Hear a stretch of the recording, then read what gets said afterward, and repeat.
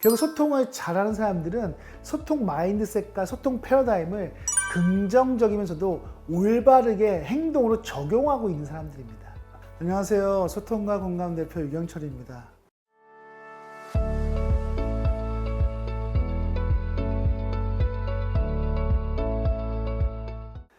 경영학의 그룹 피터 드러커는 인간에게 가장 중요한 능력은 자기 표현력이며 현대의 경영이나 관리는 커뮤니케이션에 의해 좌우된다고 말했습니다. 이처럼 우리는 소통이 없으면 살아갈 수가 없습니다. 일상생활에서도 조직 생활에서도 커뮤니케이션은 매우 중요합니다. 우리의 궁극적인 목표는 행복한 삶이죠. 일을 하는 이유도 행복과 연결되어 있습니다. 그렇다면 행복해지기 위해서는 무엇이 필요할까요? 내가 관계를 맺고 있는 사람들과의 인간관계가 좋아야 합니다. 아침에 출근할 때마다 보기 싫은 사람이 있으면 기분이 나쁠 것입니다. 말도 섞기 싫기 때문에 일의 능률도 떨어지고 행복감은 자연스럽게 멀어집니다. 그럼 인간관계를 좋게 만들려면 어떻게 해야 할까요? 상대방과 커뮤니케이션, 즉 소통을 잘해야 합니다. 결국 행복해지기 위해서는 커뮤니케이션 능력이 좋아야 합니다. 개인의 삶에서도 조직에서도 소통이 중요한 이유입니다. 조직에서 가장 중요한 것이 무엇인가라고 묻는다면 단연 소통이라고 말할 수 있습니다.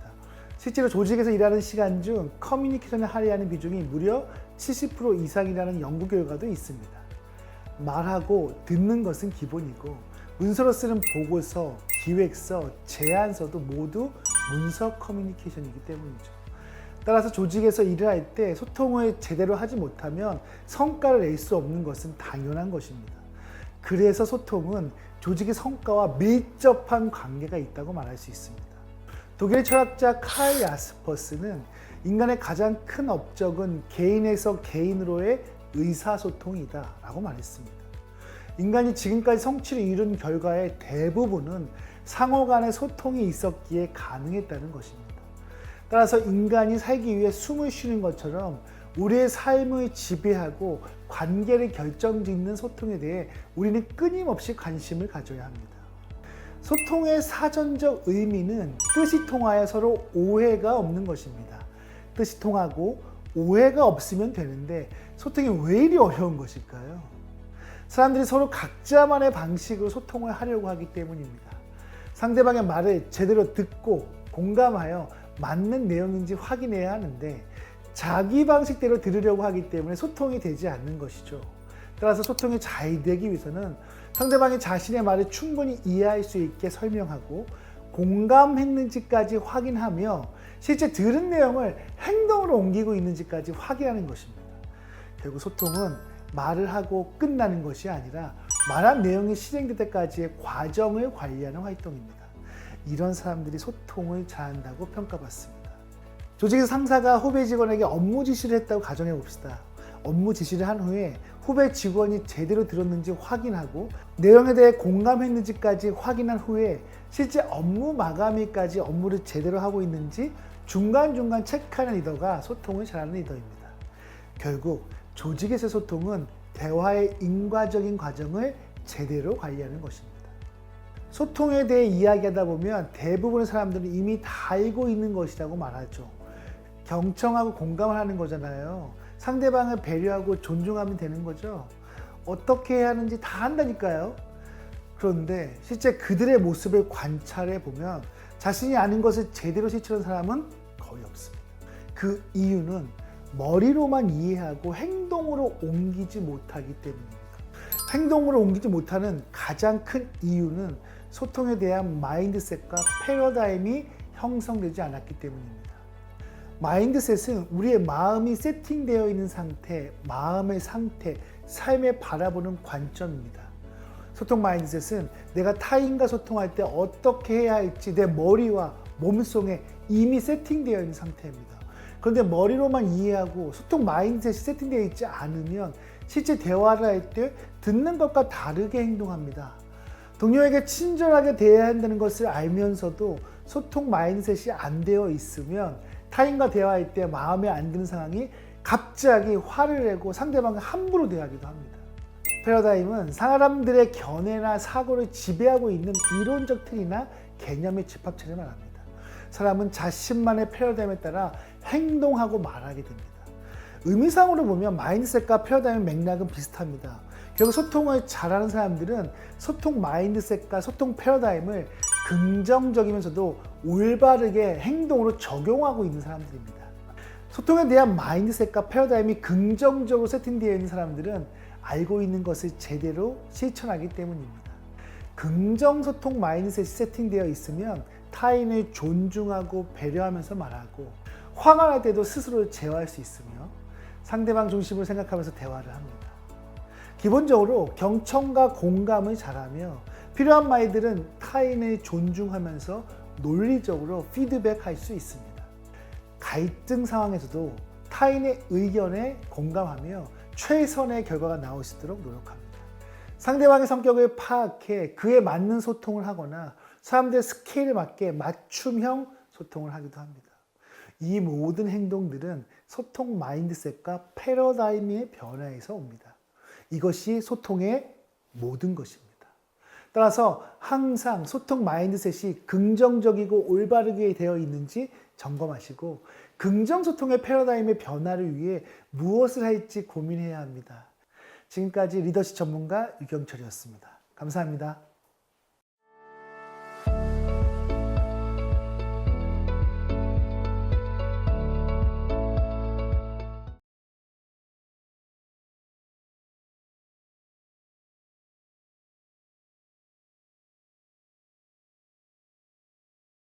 소통의 본질은 결국 나와 다른 타인의 욕구, 감정, 생각을 수용하며 존중하고 배려하는 것이기 때문이죠. 안녕하세요. 소통과 공감 대표 유경철입니다.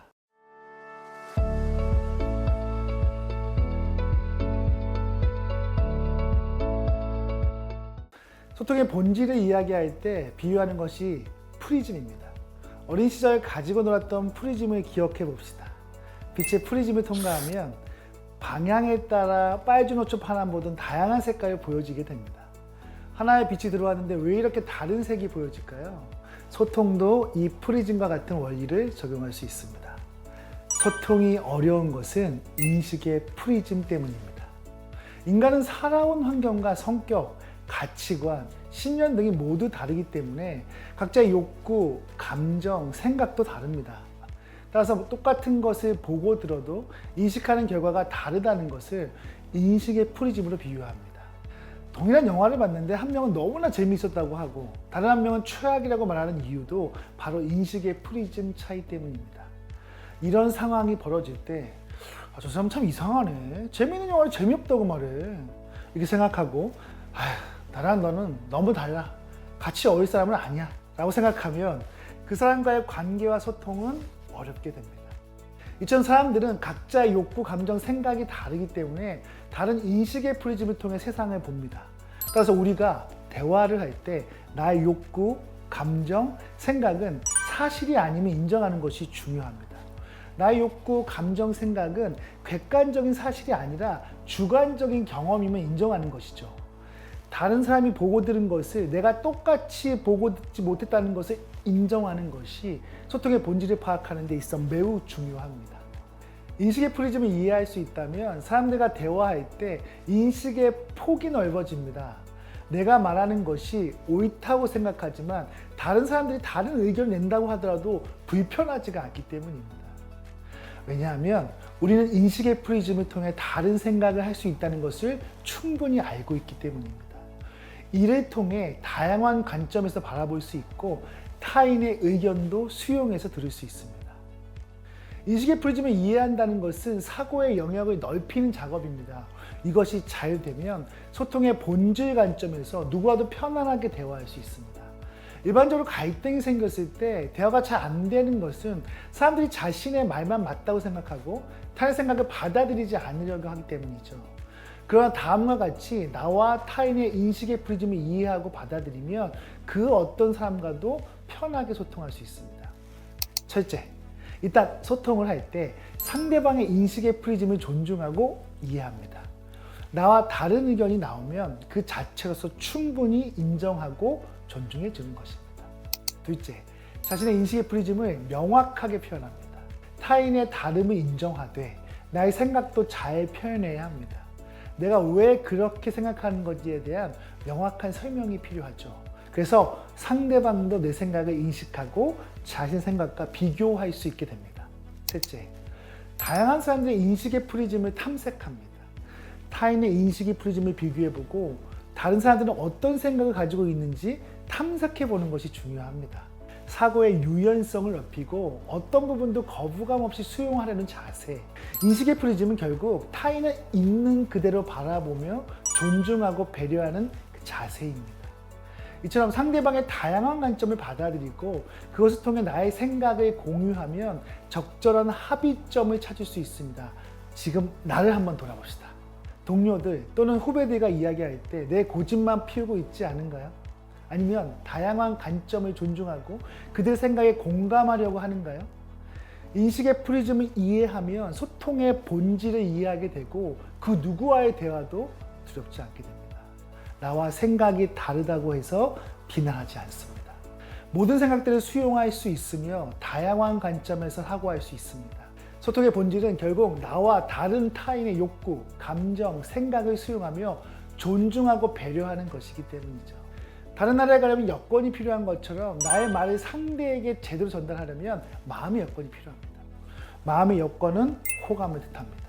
관계와 소통에서 절대적으로 중요한 것이 바로 서로 간의 호감이죠. 조직에서 일을 할 때 호감이 있는 동료가 점심 식사를 같이 하자고 하면 대부분 기쁜 마음으로 약속을 잡고 식사를 할 겁니다. 그러나 비호감인 동료가 식사를 하자고 하면 바쁘다는 핑계를 대며 피하고 싶을 거잖아요. 이처럼 사람들은 호감이 있는 사람과 더 많은 관계를 맺고 대화를 하고 싶어 합니다. 따라서 호감을 느낀 사람이 되어야 좋은 소통을 할 수 있습니다. 호감을 얻기 위해서는요, 웃으면서 대화를 하고 상대방을 존중하면서 배려와 관심을 가지고 솔직하게 감정을 표현해야 합니다. 소통을 잘하는 사람들은 끊임없이 타인을 관찰하며 적절한 타이밍에 좋은 질문을 던집니다.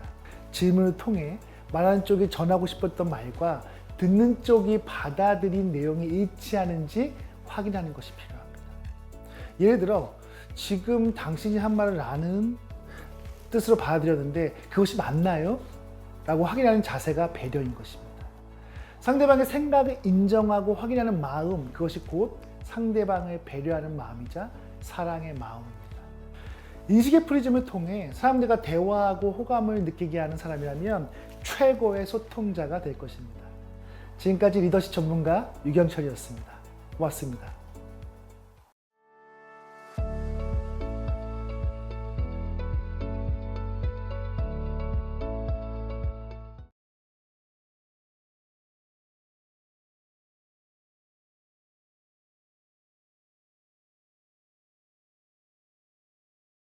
공감하며 듣는다는 것은 상대방의 말을 잘 들어주고 감정을 알아주며 본심까지 파악하는 것입니다. 안녕하세요. 소통과 공감 대표 유경철입니다.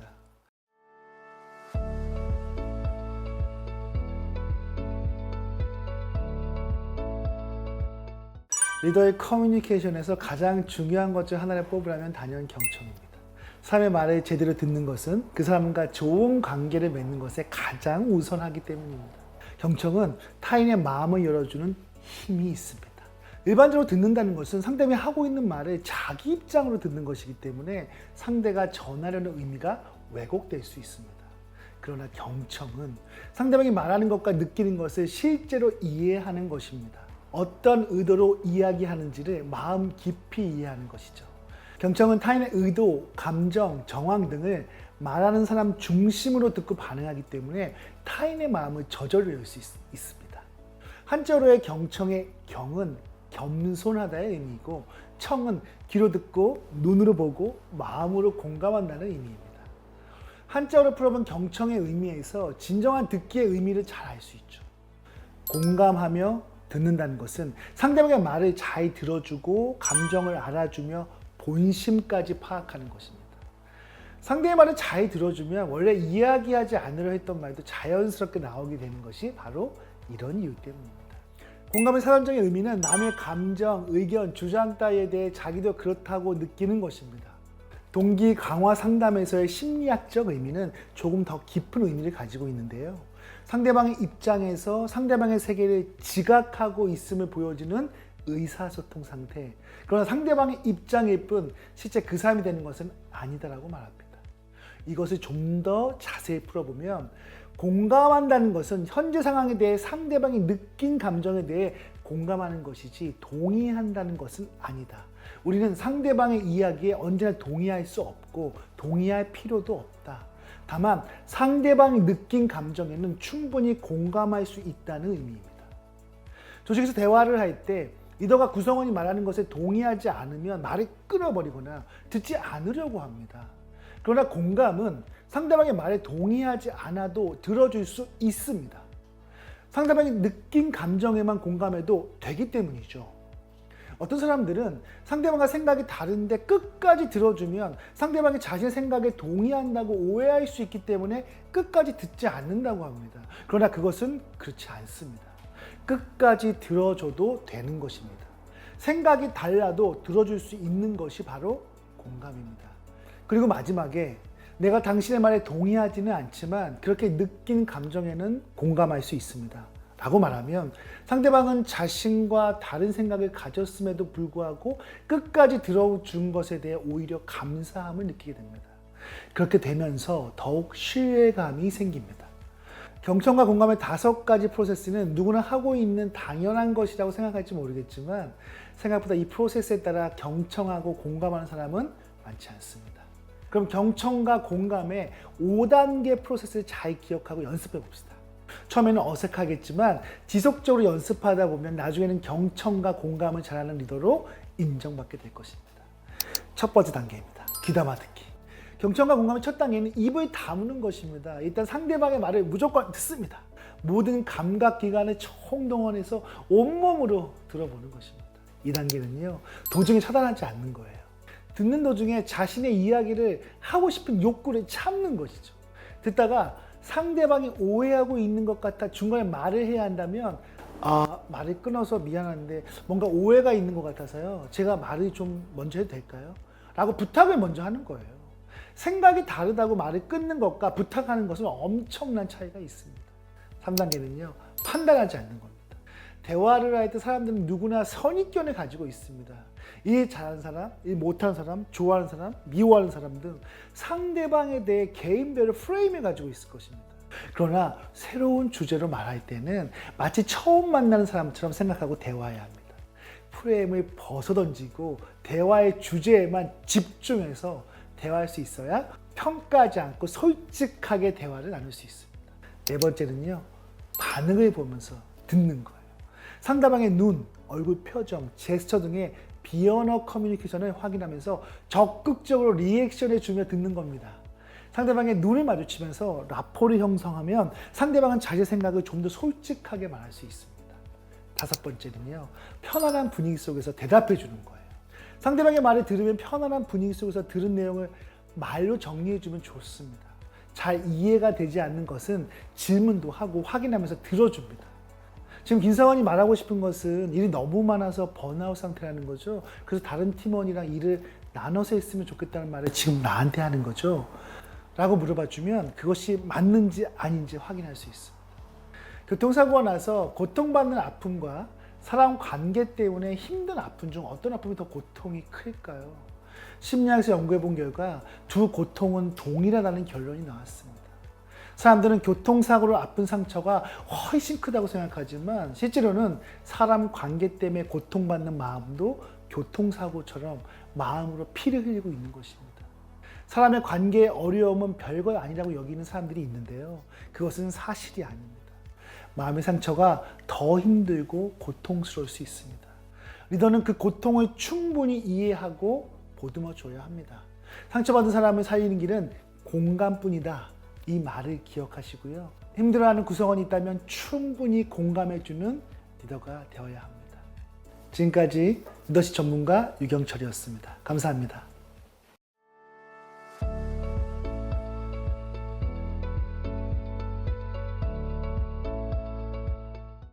나의 변화를 위해 진심으로 피드백을 주는구나 라는 생각이 들 수 있게 피드백을 하는 것이 중요합니다.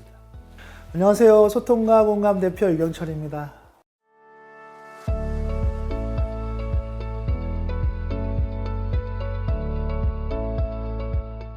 유동관 씨는 동료들과 대화할 때 무례하고 다소 난폭한 말투에 질문을 합니다. 이 문장은 관찰일까요? 추측일까요? 관찰처럼 보이지만 추측입니다. 다소 난폭한이라는 문장은 내가 생각해서 말한 것이기 때문에 추측입니다. 박순진 씨는 반론을 제시하면 즉시 침묵해버리고 상대방이 말한 대로 하는 경우가 많더라. 이 문장은 관찰일까요? 추측일까요? 이건 역시 추측입니다. 많다라는 단어는 말한 사람의 생각이기 때문입니다.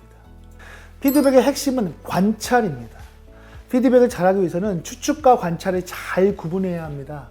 관찰은 주관적 판단 없이 사실만을 객관적으로 확인하는 것입니다. 예를 들어 김대리가 10분에 지각했다면 관찰은 김대리 10분 지각했네? 라고 말하는 것입니다. 그런데 추측은 김대리 10분 지각했네? 왜 이렇게 게을러? 라고 말하는 것이죠. 즉 추측은 관찰한 내용에 기반해 내 생각을 보태어 말하는 것입니다. 보통 추측하여 말하면 듣는 사람은 기분이 나빠집니다. 이번에 실수로 한번 지각한 건데 추측의 말을 들으면 억측처럼 보이기 때문이죠. 따라서 피드백을 할 때는 관찰한 내용만을 기반으로 해야 합니다. 피드백은 상대방 행동의 변화를 일으킵니다. 그래서 피드백을 잘하기 위해서는 3가지 3S를 기억하시면 도움이 됩니다. 첫 번째, 스피드. 뉴욕에서 서울로 출발하는 비행기가 이륙하면 보통은 자동 합법 장치로 가게 되는데요. 이때 기장이 실수로 0.1도만 잘못 설정해 놓아도 일본 삿포로에 도착할 수 있습니다. 이 말은 사소한 실수가 시간이 지나면 엄청난 큰 사건이 될 수 있다는 것입니다. 따라서 피드백을 할 때는 신속하게 해야 합니다. 나중에 해도 되겠지? 내가 꼭 해야 되나? 이렇게 피드백을 미루다 보면 처음에는 사소했던 문제가 나중에 큰 문제로 번질 수 있기 때문입니다. 두 번째는요, 스트레이트. 부정적인 피드백을 할 때는 듣는 사람뿐만 아니라 하는 사람도 불편함을 느끼게 되죠. 아무래도 잘못한 점을 지적해야 하기 때문에 솔직하게 말했다가 상처받으면 어떻게 하지? 라고 생각하는 것입니다. 인간은 감정의 동물이기 때문에 누구나 느끼는 감정입니다. 하지만 리더가 구성원들을 감싸야 하는 과도한 압박을 느끼게 되면 해당 구성원은 오히려 성장의 기회를 빼앗기게 됩니다. 관찰한 내용을 솔직하게 피드백할 때 구성원은 리더에 대해 고마움을 느낍니다. 구성원들을 진심에서 생각하는 마음으로 솔직하게 피드백할 때 변화에 대한 강력한 힘이 발휘됩니다. 세 번째, 스페시픽. 피드백할 때는 구체적으로 해야 합니다. 보고서가 창의성이 부족하네요. 좀 새로운 관점으로 다시 작성해봐요. 내일 아침까지 창의적인 보고서 기대할게요. 혹시 직원의 보고서를 보고 이렇게 피드백하진 않았나요? 이렇게 해서는 리더의 니즈를 정확하게 전달할 수가 없습니다. 김대리, 제출한 보고서를 보니 다른 회사에 대한 비교 자료가 빠져 있고 연도별 구체적인 데이터가 누락된 것 같은데 그 부분을 보완해서 내일까지 다시 제출해 주세요. 라고 피드백해야 합니다. 이처럼 무엇이 잘못되었는지 구체적으로 피드백해야 구성원들이 제대로 이해하고 수정할 수 있습니다. 이 3가지 피드백 스킬을 꼭 기억합시다. 너무나도 심플하고 당연한 것 같지만 생각보다 3S로 피드백하지 못하는 리더들이 많습니다. 3S 피드백만 잘해도 능력 있는 리더로 평가받을 것입니다. 구성원에게 피드백할 때는 질책보다 칭찬이 더 효과적입니다. 물론 상황에 따라 달라지겠지만 칭찬을 질책보다 3배 더한다는 마음으로 피드백해야 합니다. 특히 Z세대들은 칭찬을 받으면 동기부여를 더 잘하기 때문에 열심히 했을 때 즉각적으로 칭찬하는 문화를 만들면 지속적인 성과를 낼 수 있습니다. 칭찬을 한 후에 이어서 질책을 하게 되면 상대방이 오해할 수 있습니다. 나를 혼내려고 앞에서 일부러 칭찬하는 거구나 라는 오해를 사고 싶지 않다면 구분을 해서 하는 것이 좋습니다. 칭찬할 때는 칭찬만, 질책할 때는 질책만 해야 합니다. 그리고 칭찬은 여러 사람이 함께 있을 때 하면 좋지만 질책은 반드시 1대1로 하는 것이 좋습니다. 피드백은 관찰한 것을 통해 구체적으로 해야 불필요한 갈등과 오해를 줄일 수 있습니다. 생각과 추측으로 피드백을 하면 상대방은 이해하지 못할 수 있습니다. 반드시 행동에 대한 근거를 갖고 피드백을 해야 설득력을 가질 수 있습니다. 피드백은 관찰한 행동에 대해 하는 것이죠. 절대로 사람의 신념, 가치관, 성격에 대한 피드백은 하지 말아야 합니다. 내향적인 사람에게 왜 이렇게 말이 없어? 라고 말하는 것은 상대방을 존중하지 않는 피드백입니다. 내가 바꿀 수 없는 것을 타인에게 강요하는 것은 잘못된 것이죠. 건설적 피드백은 호통, 꾸지람, 인신공격과는 다릅니다. 건설적 피드백은 상대방이 발전할 수 있도록 돕는 과정이죠. 따라서 피드백을 받는 사람도 긍정적으로 받아들일 수 있어야 합니다. 상대방이 꾸지람이나 인신공격으로 받아들인다면 그것은 제대로 된 피드백이 아닙니다. 나의 변화를 위해 진심으로 피드백을 주는구나 라는 생각이 들 수 있게 피드백을 하는 것이 중요합니다. 피드백의 첫 번째 전제는 리더에 대한 신뢰임을 잊지 말아야 합니다. 아무리 올바른 피드백을 하더라도 리더에 대한 신뢰가 없으면 피드백은 의미를 상실합니다. 어떤 구성원도 신뢰하지 않는 리더의 말을 듣고 싶어 하지는 않습니다. 억지로 듣는 척을 하겠지만 진심으로 듣지 않습니다. 따라서 피드백의 스킬로 접근하기 전에 구성원과의 신뢰가 쌓여 있을 때 학습한 스킬은 큰 도움이 됩니다. 리더와 구성원 간의 신뢰가 형성되어 있지 않으면 그 어떤 피드백도 소용이 없다는 것을 반드시 기억합시다. 리더가 신뢰를 얻는 것이 피드백의 첫 걸음입니다. 지금까지 리더십 전문가 유경철이었습니다. 고맙습니다.